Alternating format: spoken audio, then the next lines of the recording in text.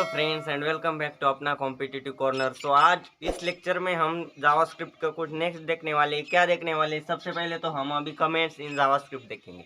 अब कमेंट्स किस लिए होते हैं जान लो। सबसे पहले तो कमेंट दो टाइप के होते हैं और कमेंट किस लिए होते हैं जो कि जावास्क्रिप्ट से इग्नोर होते हैं, मतलब ऐसे स्टेटमेंट होते हैं जो कि इग्नोर्ड बाय जावास्क्रिप्ट। बट किस लिए कमेंट इसलिए होते हैं, हमें आसानी हो जाए, हमने कोड क्या लिखा है उसका डिस्क्रिप्शन के लिए, हर एक कोड के लिए। तो सबसे पहले तो सिंगल लाइन कमेंट होती है जो हम ऐसे टू स्लैश से डिनोट करते हैं और उसके आगे हमारा कुछ भी लिखते। कमेंट का डिस्क्रिप्शन, यदि हमने यहीं पर कोई फंक्शन या फिर वेरिएबल लिया तो यहाँ पर हम उसकी डिस्क्रिप्शन लिख सकते हैं, हमारे कोड के बारे में इंफॉर्मेशन लिख सकते हैं, किस लिए ये फंक्शन था, किस लिए ये वेरिएबल था। इसलिए काफ़ी आसानी होती है उसके लिए, किसी और को समझाना हो तो फिर भी, या फिर हमारे लिए भी यदि बड़ा प्रोग्राम हो तो कमेंट्स काफ़ी यूजफुल होते हैं। और फिर नेक्स्ट है मल्टी लाइन कमेंट। अब multi line comment, single line comment तो ऐसी होती है। मल्टी लाइन कमेंट के लिए देखिए, मल्टी लाइन कमेंट के लिए स्टार्ट होती है ऐसे और एंड होती है ऐसे, मतलब ये स्टार और स्लैश से एंड होती है और यहाँ पर लिखी जाती है multi line comment. More than one line के लिए कमेंट्स ऐसे यूज किए जाते हैं। ये तो छोटा सा था, ये थोड़ा सा था, इसके लिए ज़्यादा कुछ बताने की जरूरत नहीं। कमेंट्स क्या इतना भी कुछ है नहीं है, बट थोड़ा सा इंफॉर्मेशन के लिए आपको बता दूं, कमेंट्स भी काफ़ी इंपॉर्टेंट वैसे होती है। अब हम नेक्स्ट इंपॉर्टेंट टॉपिक देखने वाले हैं जो कि commonly used bulletin functions in JavaScript. अभी टोटल देखिए, टोटल 8 कॉमनली यूज्ड फंक्शंस है जिसका यूज काफ़ी हद तक किया जाता है। और इस लेक्चर के बाद एक नेक्स्ट लेक्चर लूंगा मैं जिसमें आपको काफ़ी कुछ बताऊंगा। तो ये 2 लेक्चर से आप समझ जाओगे कि मैंने जो कैलकुलेटर बनाया था ना, जिससे आप अपने क्लास 12 के, क्लास 10 के साथ सब कुछ डाटा इंटर करके अपना कैलकुलेटर बना सकते हैं और फिर उससे फाइनल आपका रिजल्ट जनरेट होता था, वो सब कुछ आप सीखने वाले हैं बस 2 ही लेक्चर में, इस आगे के आज का और नेक्स्ट लेक्चर में। तो सबसे पहले फंक्शन देख लेते हैं, उसके लिए भी फंक्शन जरूरी होते हैं। सबसे पहला फंक्शन है पार्सिंट। देखो पार्सिंट, अब पार्सिंट स्पेलिंग बराबर लिखना, पार्स और यहाँ आई कैपिटल और ये है फर्स्ट फंक्शन। अब ये फंक्शन क्या करता है, ये फंक्शन यूज करता है किसी स्ट्रिंग को कन्वर्ट करने के लिए नंबर में। किसी भी स्ट्रिंग को नंबर में कन्वर्ट करना हो तो ये पार्सिंग फंक्शन होता है। और सेकंड है पार्स फ्लोट। अब ये पार्स फ्लोट क्या होता है, किसी स्ट्रिंग है ना, एज अ पॉइंट, देखिए पार्स फ्लोट स्पेलिंग एकदम करेक्ट है। ये पार्स करने के लिए होता है, मतलब कन्वर्ट फ्लोटिंग पॉइंट रिप्रेजेंटेशन में। फ्लोटिंग पॉइंट रिप्रेजेंटेशन में किसी भी स्ट्रिंग, अब स्ट्रिंग तो पता ही ना आपको, टेक्स्ट स्ट्रिंग मैंने पिछले किसी लेक्चर में, सेकंड आई थिंक, उसमें बताया था, एक बार देख लो सभी। अब वो नहीं देखोगे तो आपको अलग अलग डेटा टाइप्स और नेक्स्ट कैसे समझ आएगी, इसलिए पहले से सब कुछ लेक्चर फॉलो करो यदि कोई सीखना चाहता है तो। अब देखिए, अब नेक्स्ट है बॉक्सेस है। 3 टाइप के बॉक्सेस होते हैं जो कि जिसको हम विंडो फंक्शन बोलते हैं। देखिए, अब ये मैं एक बार ब्लैंक कर देता हूँ, ये 2 पार्सिंट और पार्स फ्लोट है। अब इससे ज़्यादा, बहुत ज़्यादा इंपॉर्टेंट 3 फंक्शंस होते हैं। देखिए विंडो फंक्शन जिसे हम बोलते हैं, एक होता है अलर्ट। अलर्ट, अब यहाँ पर है ना 2 ब्रैकेट लिखे जाते हैं, फंक्शन है इसलिए, कॉमनली बिल्ट इन फंक्शन से, अलर्ट, प्रॉम्प्ट एंड कंफर्म। ये 3 बॉक्स क्लियर हो चुके हैं ना, देखिए ये लिखना भी मत भूलना।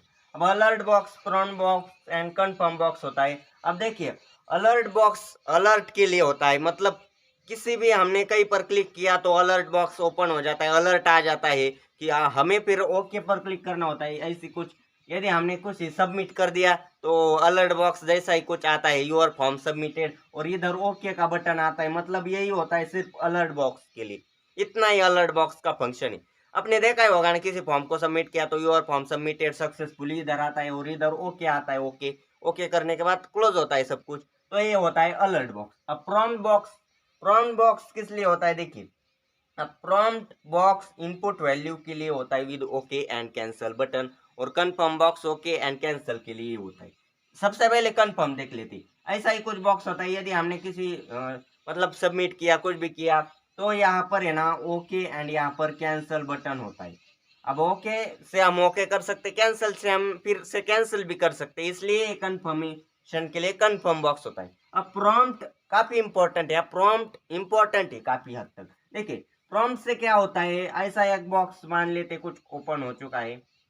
अब यदि यहाँ पर देखिए एक यूजर की इनपुट वैल्यू के लिए जगह होती है, मतलब इनपुट लेने के लिए प्रॉम्प्ट बॉक्स यूज किया जाता है with okay and cancel button. अब देखिए कैंसल करेंगे तो सब कुछ ब्लैंक हो जाएगा, और ओके करेंगे तो यहाँ पर नेक्स्ट फंक्शन, उसके बाद हम कुछ भी रखेंगे या फिर उस वैल्यू को, स्ट्रिंग को जो हमें उस पर ऑपरेशन करना है, मतलब जो भी फंक्शन करना है उसके ऊपर, तो उसके लिए वो यहाँ पर रिडायरेक्ट हो जाएगा और उस फंक्शन को रीड कर देगा, फिर डिस्प्ले कर देगा क्या है जो डिस्प्ले किया उसके लिए। तो ये होता है प्रॉम्प्ट बॉक्स, आप समझ ही गए होंगे। यदि किसी को मान लेते कोई एरिया का, हम प्रैक्टिकल अच्छी तरह से देखेंगे इसके ऊपर। अब इस लेक्चर में हो सके तो इस लेक्चर में या फिर मैं लाइव ट्राई करने की कोशिश करूंगा, लाइव मैं आपको समझा सकूं ताकि आप अच्छे से समझ पाएंगे। लाइव अच्छे से प्रॉन बॉक्स का एग्जांपल लेके उसका प्रोग्राम मैं आपको सिखा सकता हूं। तो देखिए ये प्रॉन बॉक्स के बारे में आप समझ गए। फॉर एग्जाम्पल ऐसा कुछ बॉक्स है, आपको एक एग्जाम्पल देता हूँ। और यहाँ पर कुछ वैल्यू एंटर करने के लिए मान लेते कोई रेडियस, हमने फंक्शन यदि जावास्क्रिप्ट का कोई प्रोग्राम किया है और उसमें लिखा है कि एरिया इज इक्वल टू पाई की जगह हम 3.14 रखेंगे इंटू आर इंटू आर, और आर फंक्शन के लिए प्रॉम्प्ट बॉक्स लगा दिया है प्रॉम्प्ट आर के लिए। तो यहाँ पर ये जो प्रॉम्प्ट है ना आर के लिए, इधर जो वैल्यू आएगी वो रेडियस के हम इनपुट करेंगे, और वो इनपुट रेडियस लेके यहाँ पर ए के साथ एरिया कंप्लीट कर देगा मल्टीप्लिकेशन के साथ, और फिर ओके करने के बाद फाइनली हमें एरिया दिखा देगा कि area of circle is this, सब कुछ मल्टीप्लिकेशन करके। अब उसके लिए भी डॉक्यूमेंट डॉट राइट हमें तो करना ही पड़ेगा ना, आप समझ ही गए होगे ना प्रोग्राम किस तरह से हम एग्जीक्यूट कर सकते हैं एरिया का। तो ये थे 3 बॉक्सेस, आई होप ये सभी को क्लियर हो ही चुके होंगे। अब लाइव लेक्चर में जैसे ले लूंगा आपके अदर जो डाउट्स है वो अच्छी तरह से क्लियर कर पाऊंगा। आपको वैसे कमेंट में भी डाउट्स आप डाल सकते हैं। अब देखते हैं अदर 3 केसेस है, 3 फंक्शन है, 2 lower case, upper case and is name. देखिए अच्छी तरह से स्पेलिंग लिखता हूं मैं, 2 लोअर और फिर कैपिटल सी के बाद case, 2 lower case, 2 upper case and is name.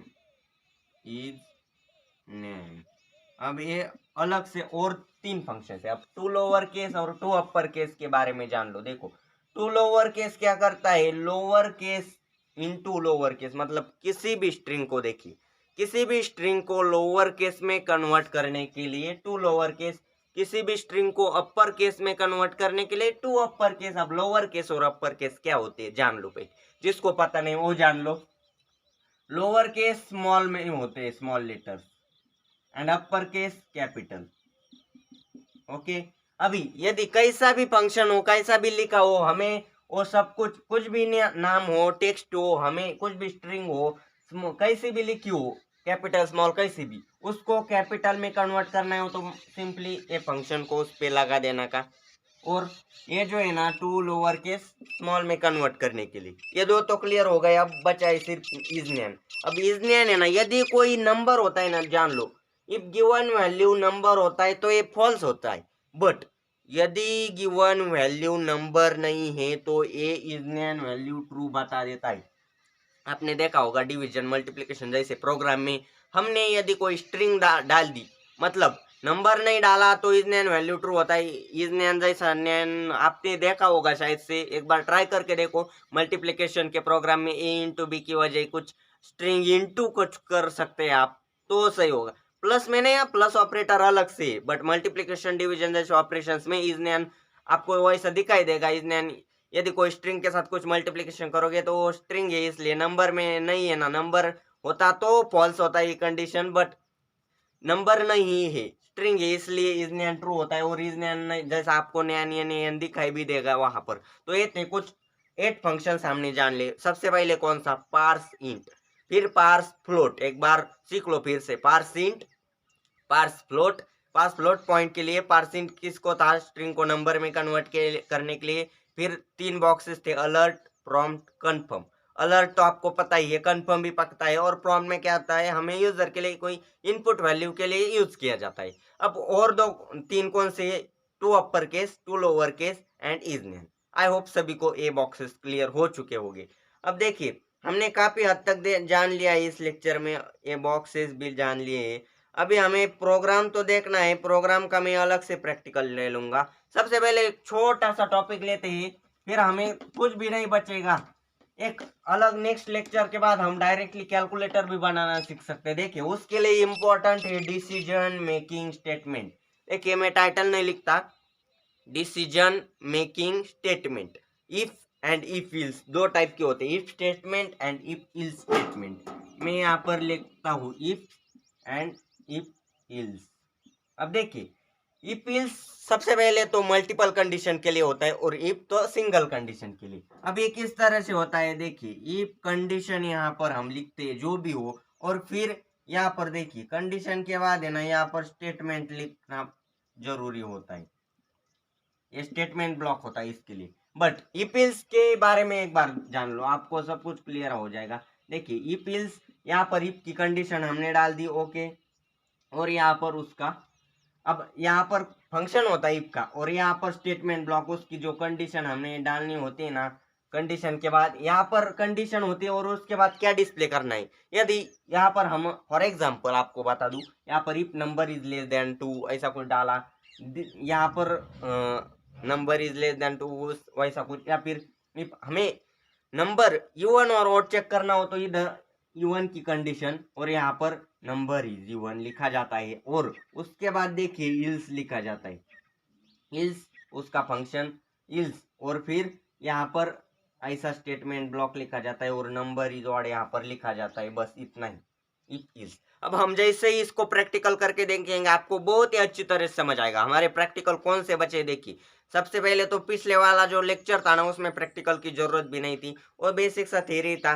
वो कमेंट भी मैंने बताया ना, इतना ज्यादा प्रैक्टिकल लेने की जरूरत नहीं, कमेंट के बारे में भी आपको पता चल ही गया है कमेंट क्या होती है, जस्ट फॉर मोर इन्फॉर्मेशन के लिए होती है कमेंट, उसके बारे में ज्यादा जानने की जरूरत भी नहीं है। बाकी के जो फंक्शंस है ना उसको वो बस छोटे से ही अलग अलग प्रैक्टिकल लेने से बजाय हम एक ही प्रैक्टिकल में नेक्स्ट क्लास 12 में उसका अच्छी तरह से यूज कर सकते हैं पिछले लेक्चर का।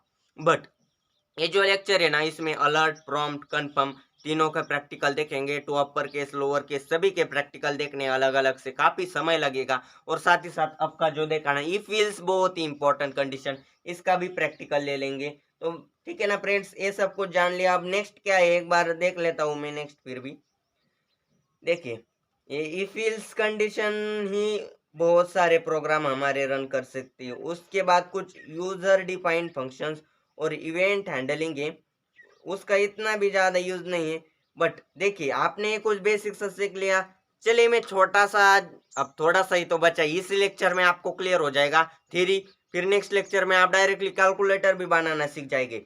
देखिए किसी भी जावास्क्रिप्ट फंक्शन को एचटीएमएल में इंक्लूड करना होता है, मतलब किसी भी एचटीएमएल का सबमिट बटन डाला, दबाया तो वो फंक्शन कॉल होना चाहिए, इसीलिए फंक्शन होता है। ठीक है ना। अब देखो बहुत ही इंपॉर्टेंट है, देखिए यहाँ पर एक प्रोग्राम है, उसकी एग्जांपल से मैं आपको समझा देता हूँ। देखिए कोई फंक्शन है, हम जैसे जावास्क्रिप्ट का कोड इधर से शुरू करते हैं तो सबसे पहले हमें फंक्शन डिक्लेयर करना होता है। कौन सा फंक्शन, फंक्शन को नाम देना होता है। यहाँ पर जो भी हम वेरिएबल डिक्लेयर करते हैं, कुछ भी डिक्लेयर करते हैं, उसके लिए फंक्शन को तो नाम देना होता है। और यहाँ पर आपने HTML में देखा होगा, HTML के कोड में on click is equal to ऐसा होता है, एट्रीब्यूट होता है इनपुट का, सबमिट का, या ऐसे बटन्स का। तो on click is equal to हम जैसे ऐसे इस फंक्शन को डालेंगे तो फंक्शन रन हो जाएगा। क्लिक करने के बाद जैसे बटन क्लिक करेंगे तो डायरेक्टली जावास्क्रिप्ट का कोड रन हो जाएगा, फंक्शन रन हो जाएगा और हमारा आउटपुट हमें डिस्प्ले हो जाएगा। तो देखिए अभी तो है ना इसके बारे में ज्यादा बताने की जरूरत भी नहीं है, आपने फंक्शन तो जान लिया। यहाँ पर सेमीकोलन भी देना मत भूलना, ये था फंक्शन। अभी मेन चीज देखना है ना आपको देखिए फंक्शन में तो हम लिख सकते हैं यहाँ पर कुछ भी, बट आपने देखा होगा कि नहीं, जान लो, अच्छी तरह समझने की कोशिश करो कि आपने input type is equal to text name, अभी फॉर्म में फॉर्म क्रिएट करते हैं ना, form name is equal to कुछ n1 डाल दिया, या फिर फॉर्म 1, चलिए form 1, form 1, name is equal to कुछ T1, ऐसा कुछ डाल दिया, नेम और फॉर्म। अब फॉर्म और नेम किस लिए था, ये फॉर्म नेम था, name text, input type is equal to text. यदि कोई इनपुट टाइप हो तो कुछ भी हो, टेक्स्ट हो, नंबर हो, कुछ इनपुट बॉक्स के लिए नेम डाल दिया, और नेम यहाँ पर इंपॉर्टेंट होता है। अब जान लो, अब आपको इंटरेस्ट आ जाएगा किस लिए इंपॉर्टेंट होता है। देखिए आपको मैं फंक्शन दिखा देता हूँ कैसा होता है। तो यहाँ पर देखो, हमने कोई वेरिएबल एज जैसा डिक्लेयर कर ले, यही का एग्जांपल लेता हूँ। देखिए यहाँ पर लिखा जाता है form1 dot T1 dot value, dot लिखना जरूरी होता है। ये सब कुछ है यहाँ पर, इसी से कैलकुलेटर बनता है। देखिए age is equal to form1 dot T1 dot value, मतलब ये वेरिएबल जो डिक्लेयर किया है ना, इस फॉर्म के HTML के फॉर्म के T1 की वैल्यू ले लेता है एज के वेरिएबल के रूप में, और फिर उसके बाद उसके ऊपर क्या मल्टीप्लिकेशन डिवाइड क्या करना है, या फिर अलग से दूसरा फॉर्म करके यहाँ पर दूसरा वेरिएबल, फिर दोनों की एज इनटू मल्टीप्लिकेशन, आप समझ ही गए होंगे आई होप सो। तो ये मल्टीप्लिकेशन किया जाता है। फिर इसका आउटपुट के लिए देखिए हम जैसे यहाँ पर डॉक्यूमेंट डॉट राइट, और यहाँ पर आप समझ ही गए होंगे ना, फाइनली जो रिजल्ट आना है वो कैसे जनरेट कर सकते हैं। और वही रिजल्ट डिस्प्ले करने के लिए फंक्शन को ऊपर नेम जो दिया है ना, वहीं पर जो हमारे फॉर्म में यहाँ पर कैलकुलेट जैसा कुछ डाल दिया बटन, और कैलकुलेट बटन को on click is equal to ये फंक्शन रखा, तो आ जाएगा उसका आउटपुट। मतलब मैंने एक बार समझने की कोशिश की, ये चाहो तो वीडियो को इसको थोड़ा सा 1 मिनट रिवाइंड करके भी देख लो, फिर से नहीं बताऊंगा मैं ये, तो आप ये समझ गए होंगे आई होप सो। बट जैसे हम प्रैक्टिकल लेंगे और एक बार आप समझ आएंगे। बट यहाँ पर मत भूलना, आप चाहो तो अपने मन से भी प्रैक्टिस कर सकते हो, बट प्रैक्टिकल में आप काफी अच्छी तरह से, अब कुछ बचा ही नहीं है, सब कुछ हो चुका है, यहाँ का सब कुछ जो इम्पोर्टेंट था ना वो हो चुका है, और यही से आप सीख सकते हैं कैलकुलेटर बनाना। हम कैलकुलेटर के लिए मैं अलग से लेक्चर ले लूंगा, और उसमें आपको सब कुछ, वैसे कैलकुलेटर के लिए काफी बढ़िया और बड़ी कोडिंग होती है, वो कैलकुलेटर अलग था, और वो जो कैलकुलेटर आप देखते हैं ना जिसमें काफी सारे बटन यूज करने होते हैं, वो कैलकुलेटर अलग होता है। अब उसके लिए कंटेनर्स लेने पड़ते हैं अलग अलग के लिए, वो काफी एडवांस है उसके लिए भी।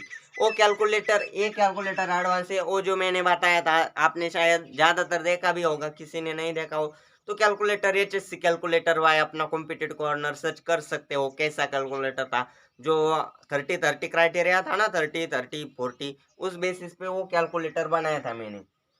तो आई होप फ्रेंड्स ये सब कुछ आप जान ही लिए होंगे। तो हो गया, बस इतना ही था, कुछ भी नहीं है इसके बाद। बाकी के जो इवेंट्स होते हैं, देखिए इवेंट होते हैं on mouse, on click, on mouse over, on mouse up, वो जो होते हैं ना माउस के लिए होते हैं। माउस हम जैसे हम पेज पे ऊपर कर सकते हैं उस फंक्शन के, उस जगह के ऊपर से लेते हैं, तो on mouse up, on mouse over, on mouse, on की डाउन, व्हेन की पासेस। देखिए on mouse over when user move the mouse over an element, उस किसी एलिमेंट को हम जैसे वो फंक्शन दे देते, इवेंट दे देते, उसके लिए होता है। बट यहाँ पर मोबाइल में जरूरत नहीं इसकी इतनी भी। तो ठीक है ना फ्रेंड्स, आई होप सभी को समझ आ ही गया होगा, और क्लास 11th यहीं पर फिनिश भी होता है काफी अच्छी तरह से, काफी अच्छी तरह से यहाँ पर क्लास 11 का पोर्शन फिनिश होता है। अब हमें नेक्स्ट क्लास 12 भी देखना है, और सबसे पहले इसके जो बचे हुए प्रैक्टिकल देखने के बाद क्लास 12 का एडवांस वेब डिजाइनिंग, और फिर काफी अच्छे से जावास्क्रिप्ट के कुछ नेक्स्ट एडवांस जैसे फीचर्स, एडवांस जैसे प्रैक्टिकल्स, फिर कोर्स क्या क्या होता है नेक्स्ट नया, क्या कौन से टॉपिक से वो देखने वाले। सो फ्रेंड्स मुझे एक बताना था, वीडियो के लास्ट तक कोई देख रहा हो तो मैंने एक कम्युनिटी पोस्ट डाली थी, जहाँ पर यहाँ पर मैंने देखिए एरर एरर आपको ढूंढना था उस कोड में। देखिए आपको दिखा दूं, दिख सकते हैं शायद से। देखिए कुछ कोड था जहाँ पर वेरिएबल लेंथ ब्रीड ये कुछ था काफी कोड, और यहाँ पर जो मिस्टेक थी ना, एरर थी डॉक्यूमेंट डॉट राइट और फिर एरिया ऑफ ट्रायंगल इज, और यहाँ पर इन्वर्टेड कॉमा करने के बाद कंप्लीट सिर्फ एरिया नाम लिखा है, तो वहां पर लिखना था प्लस एरिया प्लस, यानी कि फंक्शन, किसी भी फंक्शन को उसके आगे हमारे वेरिएबल जो है ना उसके आगे डिस्प्ले करना है, तो प्लस के साथ वो डिस्प्ले हो जाता है, प्लस एरिया प्लस। तो यही था बस। और साथ ही साथ ये जो 11 क्लास 11 का जो बुक है ना, उसके नीचे बहुत सारे एक्सरसाइज है, आपको चाहो तो उसी को टेक्स्ट के फॉर्मेट में, टेस्ट के फॉर्मेट में आपको वो एक्सरसाइज दे सकता हूँ मैं। और अब क्लास 11 के काफी कम बच्चे होंगे अभी, उनके लिए यदि इस एक्सरसाइज का सॉल्यूशन चाहिए तो कोई बता सकता है, कमेंट बता सकता है। देखिए एक्सरसाइज किसी के पास हो ना हो, या फिर आप डाउनलोड भी कर सकते हैं। हाँ, क्लास 11-12 का आईटी का बुक जो ईवाल भारती की साइट होती है ना, वो इससे आप डाउनलोड भी कर सकते हैं। आई होप फ्रेंड्स सभी को समझ आ ही गया होगा। अभी देखिए लेक्चर की लेंथ ज़्यादा नहीं होनी चाहिए। अब काफ़ी लेक्चर काफ़ी देर तक चला है, तो इसलिए लेक्चर को यहीं पर क्लोज करते हैं। और बचा हुआ मत भूलना, नेक्स्ट लेक्चर हम लाइव, आप कमेंट बताइए लाइव कब आना है, जल्द से जल्द। जैसे ट्राई करूंगा, जैसे हो सके वैसे ट्राई करूंगा। स्क्रीन रिकॉर्डिंग के लिए अब ऐसे तो लाइव आ सकते, बस स्क्रीन रिकॉर्डिंग का कुछ ऑप्शन नहीं है शायद से, उसके लिए कुछ सॉफ्टवेयर वैसा देखा एप्लीकेशन तो देख लूंगा। और फिर स्क्रीन रिकॉर्डिंग की बदौलत हम आ सकते, कभी भी लाइव आ सकते, देखिए रात को भी। और नेट भी कम लगता है। ऐसे क्या होता है, कैमरा वीडियो जो है ना काफ़ी इंटरनेट लगता है, और इंटरनेट इश्यूज भी होते हैं। और वैसे रात के समय तो मैं ले भी नहीं सकता, मतलब बल्ब के उजाले में ज़्यादा अच्छे नहीं दिखाई देता ना, ऐसे दिन में काफ़ी अच्छे से आपको क्वालिटी दिखाई देती है इसलिए। सो फ्रेंड्स आज के लिए बस इतना ही था। Wish you all the best, thank you.